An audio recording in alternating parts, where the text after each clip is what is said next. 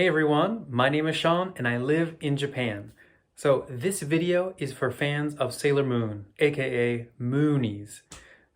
So if you're excited about the release of Sailor Moon Eternal, then go ahead and stay tuned. So the point of this video is to share my experiences and to kind of share the excitement of the movie coming out officially and it being in, many languages available. So I will be discussing the events that take place in the movie. I'll be talking about major plot points. I'll be talking about character development. I'll be talking about what happens in the movie. So if you're sincerely afraid of spoilers, I would say go ahead and click away. I'm not going to reveal anything that wasn't already in the manga or for the most part in the animated series. But I just want to, give you the spoiler alert. So the movies originally came out in January and February 2021. They were scheduled to come out a little bit earlier, the summer beforehand, but obviously that summer we were busy dealing with the coronavirus, which many of us still are. So even though there are some disadvantages to living in Japan during a pandemic, I was able to see the release of Sailor Moon Eternal Part 1 and Part 2 in theaters in Japan safely. So I think for the original debut scheduled for summer of 2020, they were supposed to have like a roadshow attraction where not a diesel truck, but like a caravan of goods would like drive through Japan so that people could buy the event exclusive goods. And I'll show you some of them.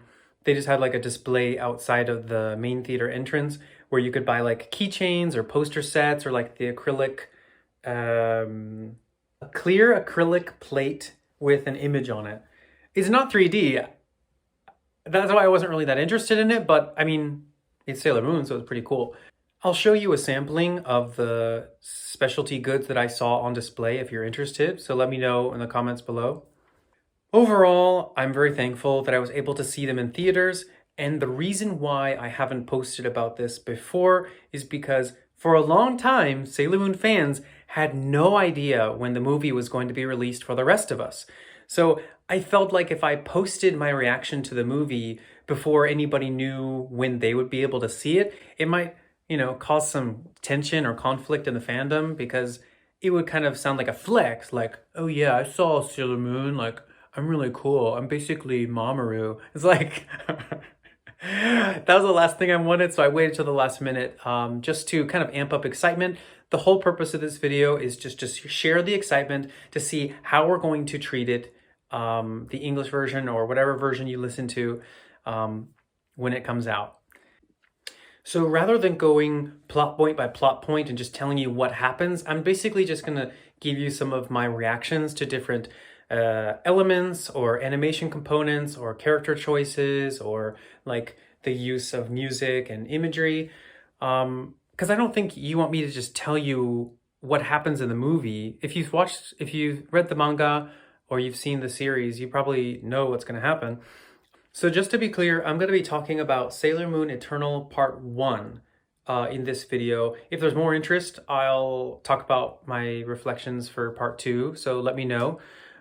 Basically, it's going to cover from right when the gang goes to the park to see the solar eclipse or the lunar eclipse until the cliffhanger with Minako. So my reaction just from the first scene, we're in the park right where Crystal ended and everybody's getting together and there's going to be the eclipse, so everybody's got their visors and stuff. So we finally are just back in that world. So that was really exciting just to see that story is continuing. I thought it was weird how they're using this sun visor and it's like a translucent piece of plastic that's supposed to block out the harmful rays. And so everybody's like blocking the harmful rays from their eyes and looking up. And then what they do, just to confirm that it's really a solar eclipse, they're like, oh, wow, look, everything is dark. And they're looking straight at the sun. They're like, wow, it really is covered up. This is crazy. They're exposing their eyes to the harmful rays of the sun during an eclipse. Hasn't everybody heard about how you can go blind? But here they are doing this and they're like, oh, let me just verify whether it's really dark outside. Wow, it really is dark outside. They would go blind. I just thought that was such a crazy oversight. Like, did the animators not know that you can go I just thought that was, I was blown away. I couldn't believe that they missed it. I also do want to add in here that I did some recordings on the day of, right when I left the theater, so that all of my impressions were still fresh in my head. So I'm going to show some of those clips in between my reactions now.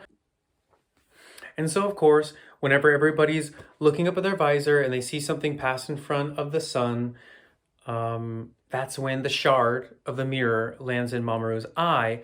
And I just don't, it's a common trope, but like heroes who experience something strange, they never say, hey guys, I just had something strange happen to me. Keep on your alert, like we might have an enemy coming. Okay, cool. Now that we know that, we're that much safer. But instead it's, mysterious pain from a piece of glass that traveled the galaxy to reach me. It really hurts. What was it? I'm so confused, but I better not tell my superhero team of allies. Okay, it's a superhero trope. I get it. It was just so, I had to roll my eyes. Right after they see the eclipse, they're walking back home and they pass a shop with kaleidoscopes in it. And I thought it was really cool that in real life, they experience the kaleidoscopes and make it a thing. Whereas in the Super S anime, I remember the kaleidoscope being part of the attack sequence. There's like a kaleidoscopic effect in the background. But I don't think there was a scene in Super S where they actually buy a kaleidoscope to use as a weapon. So I thought it was kind of cool that they see it. But the theme of part one is this Usagi wants to be cute and she wants to be young again and be carefree. And then Chibiusa wants to be an adult and be respected and to fall in love.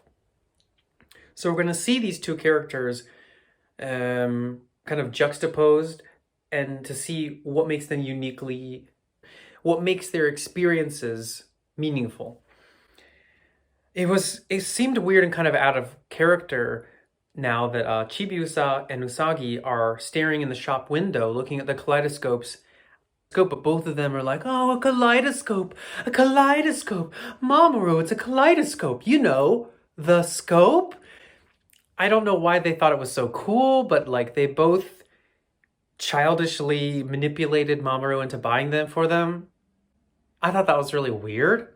So one thing you'll notice about the pacing is that it's just boom, boom, boom, boom. Here's the next thing, here's the next thing.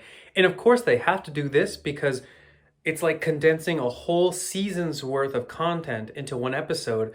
But I think Sailor Moon is one of those series where we kind of joke about how there's the villain of the week and how some of it's filler. So when you get to see this movie where all the events are boom, boom, boom, I think the pace is just so exciting to see, here's the event, here's the next event, here's the next related event. Because we're not used to that with the Sailor Moon series, at least from the 90s anime, it was really refreshing to see just, here's an event, here it is, here's developing. I thought that was so cool. And then I came to find out that this movie features the four inner senshis' story and their own personal growth and development and what challenges them and what inspires them. And that's so cool. You get all of the content and none of the filler. And you get to see the Amazon trio who are back and just fantastic. I thought they were so cool. I like the voice acting and I like the design choices. From what I remember of the 90s anime Super S is Fish's Eye was voiced by a woman and kind of animated in such a way that we didn't know what was going on here, if it was supposed to be breast or chest. So I'm glad that they kind of put some definition like pecs. That really did help clarify that, okay, these are three dudes. Okay, cool, I get it. It was really cool to see them back and back in action. I was also really glad to see Ami's mom, who's a doctor. We get to see inside Ami's life in her home, and it was so cool. The trope that we saw, we're going to see 3 times throughout this movie pair is that character looks in the mirror and then it's a distorted version, or they look in the mirror and uh it's my insecurities are talking to me, or we look in the mirror and I'm seeing an omen from the future. There's this whole mirror play. Maybe it's straight from the manga, so that would make sense. But I felt like they did the same trick over and over and over again. You know, it is what it is. It's our Sailor Moon. We love her no matter what. But I do like how for each of the inner senshi, they have a challenge. They have to confront a personal insecurity. They find inspiration from within, and then they conquer it. That was so cool. We really get this full-fledged development without any of the fluff. I thought it was very satisfying. I'm not going to explain each senshi's turmoil and what inspires them. Although I will say it's cool that Makoto. I'm just going to describe this scene because I think it's really cool. So she's passing by this shop, and it's a cafe that also sells like dried herbs, I think. And this is right up Makoto's alley. So she goes into the shop and she's like, wow, this is everything that I love. And so, she sits down and she has, I don't know, a cake and some tea or something. But the shopkeeper is actually Hawk's Eye. And an interesting choice we see here is that Hawk's Eye is actually wearing like fishnet stockings and a dress, kind of like a toga style dress, and earrings, and really playing the part of a woman's role. And I hadn't seen that in the 90s anime, so I was really surprised to see that. I thought it was a really interesting choice. So, Makoto has to confront that her dream has basically come true. She could just continue to work in this shop and accomplish all of her dreams. But that's not all that she dreams about. And so she has to find the encouragement from within to fight back from just, accepting what's here and now if it's just a dream. So I thought that was really cool. Makoto, I mean, I'm a Sailor Jupiter all the way. And then what's interesting, so we have Minako, and she is auditioning for this pop star role. And they have to like survive in the jungle or something, from what I remember. And so the movie ends on a cliffhanger, and that's all I'm gonna say. Once you see it, you'll understand, oh yeah, cliffhanger. But I just thought that was so cool. Each of the senshi, oh my gosh, I forgot to say it. So, seeing the movie on full screen after not seeing, Crystal happened years ago, and I haven't watched the Crystal anime in a while, to see it on the big screen and hear the vibrations pumping of the music and the transformations and the attacks are just so cool and satisfying. I really recommend getting some quality headphones, or I don't know, turn the music up and just like get into it. I was falling out of my seat whenever Sailor Moon, she did her eternal transformation. I thought that was so cool. And they do the Moon Crisis, and then each of the senshi does their transformation, and they got the new outfits, and then they do their attack. Gosh, it was just so cool. Especially because, so this movie has a special meaning to me because throughout the course of 2020, I was very prudent and very nervous and quite anxious. And I mean, 2020 was a hell of a year, wasn't it? And, I couldn't go see my friends. I couldn't go to a restaurant. I couldn't go shopping. We had to wear masks everywhere. Some schools were shut down due to COVID outbreaks. I don't want to bring in the real life when we're talking about like a really fun topic, but for me, I chose to go to these movie theaters on their off-peak hours, either really early in the morning, or actually I would take, vacation time off during the day so that I could go see these movies without anyone else in the theater.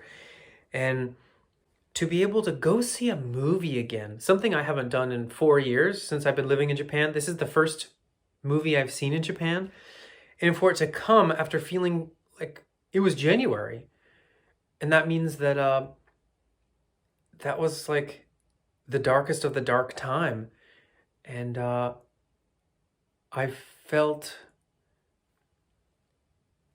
to be able to experience a movie which felt like a luxury from a bygone era. I hope this doesn't sound too dramatic, but to go see this movie, it's something you can only do when life is back to normal. And even though life isn't back to normal yet, to have this moment of just pure joy and excitement and a feeling like I'm able to experience this because it's safe enough, or I'm safe enough, things are okay enough. I'm gonna have just, an hour and a half of just the before time, to have just an escape for that short amount of time. It meant a lot. And then to see our guardian of love and justice right there in the flesh with music bumping and huge imagery, and it was just so cool. So it meant a lot to me to see Sailor Moon Eternal in theaters. So I'm so excited for everybody who's gonna watch it and just get their moony feels again. So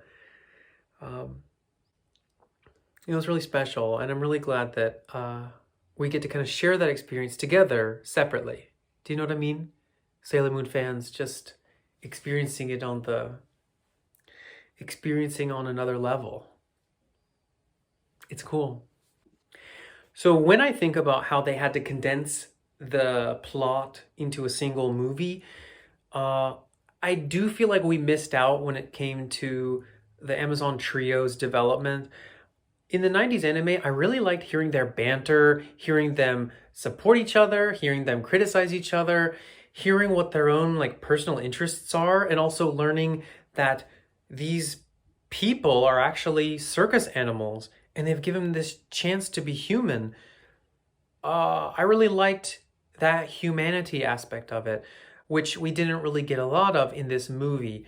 So that's one of the sacrifices we get. Also, I think watching Super S, those villains, the villain of the week, they were so funny, and they would have cumulative jokes that would make callbacks to previous previous circus members.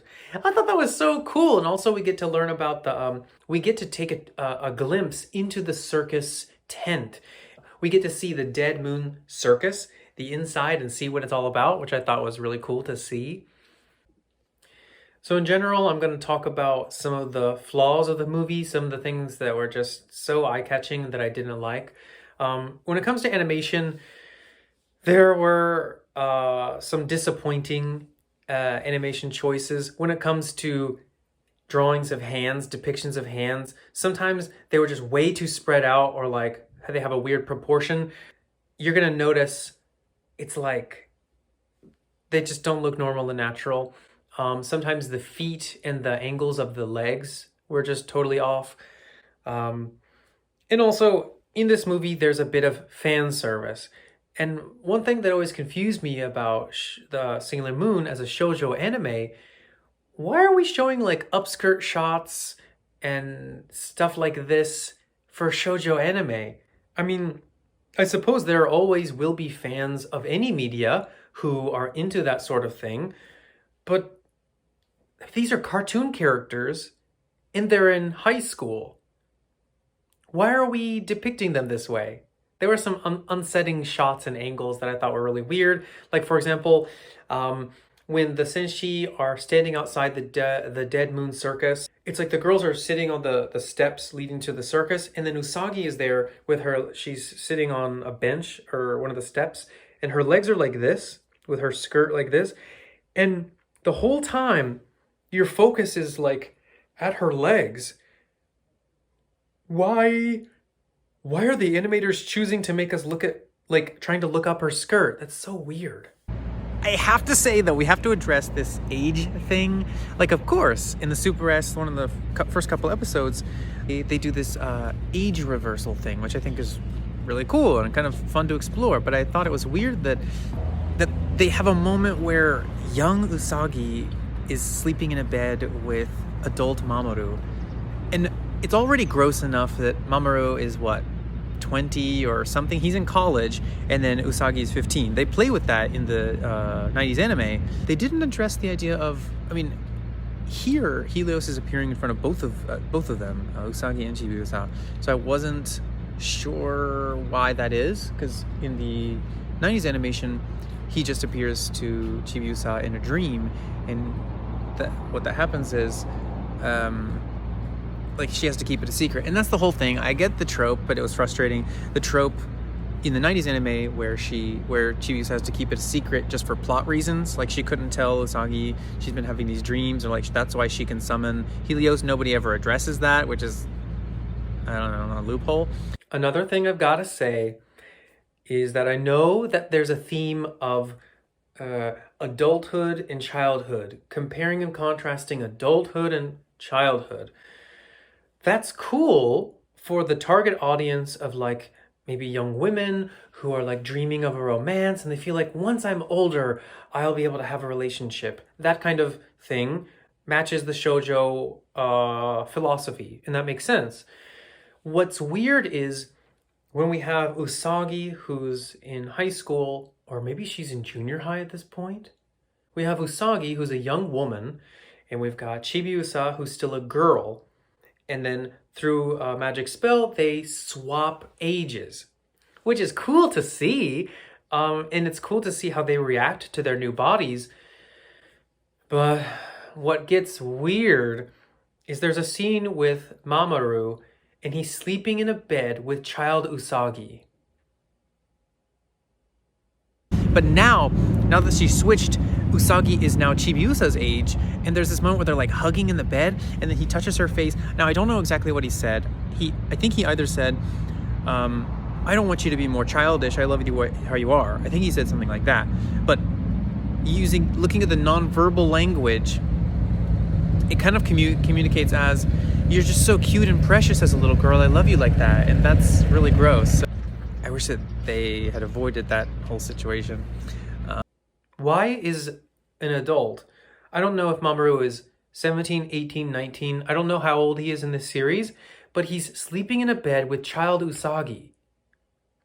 That's so weird.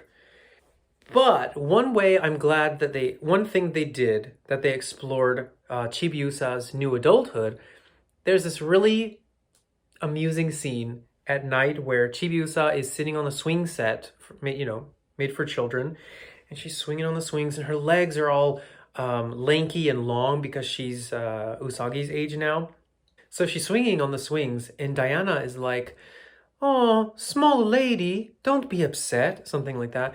And then Chibiusa says, small lady, but I'm not even small anymore." And so Diana, without missing a beat, she's just like, "Oh, okay, lady." I don't know how they're going to translate that into English, maybe just like that, but it was just so perfect and so funny in Japanese. So good. She's like, "Oh, okay, then, lady." Maybe one of my favorite parts of the whole movie. I wish they had sunk a little bit deeper into that moment where Usagi is rejected for bringing home. And it was great because we got to see Usagi in this very like maternal and modern, mature role where she's like bringing snacks and drinks and stuff and really taking care of him like an adult would, but then he rejects her, which almost sends this message of he really liked her as a little kid, he kind of likes her as a high schooler, and he doesn't like her as an adult. I felt like there was that mixed message. Oh, one last thing I wanted to mention about the cinema experience. So in Japan, there's this weird culture of sitting through the credits. You're just gonna like sit there in the theater to make sure you watch all the credits. There's this kind of like debt you want to pay your respects to the people who created the film, even though those people who made the film will never know that you sat to watch it, but you just sit there and watch it. It's this weirdest thing. And I remember thinking, well, that's bullcrap. I'm not gonna like just sit there staring at the screen. So, I planned to get up, but I wanted to experience the true experience. So I stayed, and I'm glad I did. Two things. The second thing is we get to hear a message from Hotaru. We get to hear her voice, and she says something mysterious. Now, my Japanese isn't perfect, so I'm not exactly sure what she said, but literally anytime Hotaru is involved, it means the fate of the world is at stake. So it was just very exciting and very cool to hear, it's Hotaru. Sailor Saturn's coming. So that was really cool. But the first thing is that we get to see a new edition, a new release, a new cover of, I forget what the song title is, like, Baby, Baby Love.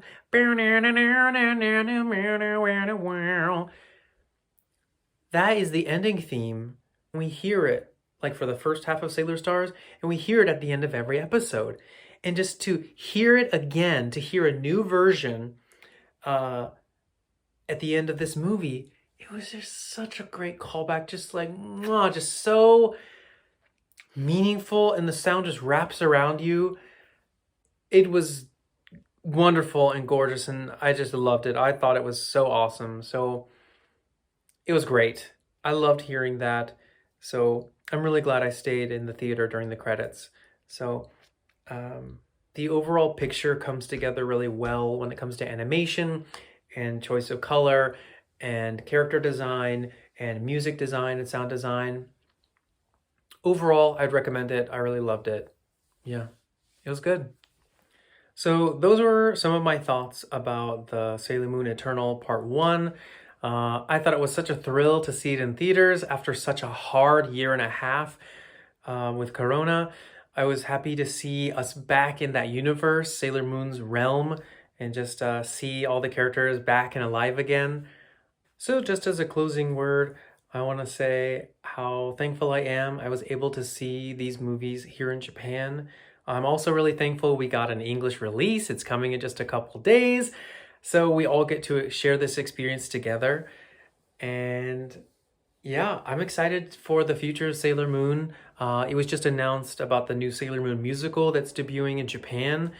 We don't have a lot of details, but like, I don't know, maybe they'll make another traveling show so that people outside Japan can see it. Like they did with the Super Live event in America and France. If you guys are interested in hearing about my reaction to Sailor Moon Eternal Part 2, leave a comment below. I've got a lot of thoughts on that. So yeah, let's get excited. Let's get pumped for the English release. And so, you know, we're counting down the hours and it's gonna come. It's finally going to come. So it's very exciting. It's a very exciting time to be a Moonie. So I guess I just want to say, on behalf of the moon, enjoy. Gosh, that's corny. I don't know if I'm going to put that in. But anyway, I hope you guys have a great time watching the movies. And we're reaching the final days and hours until the release. So until that time, 月に変わってお仕置きよ。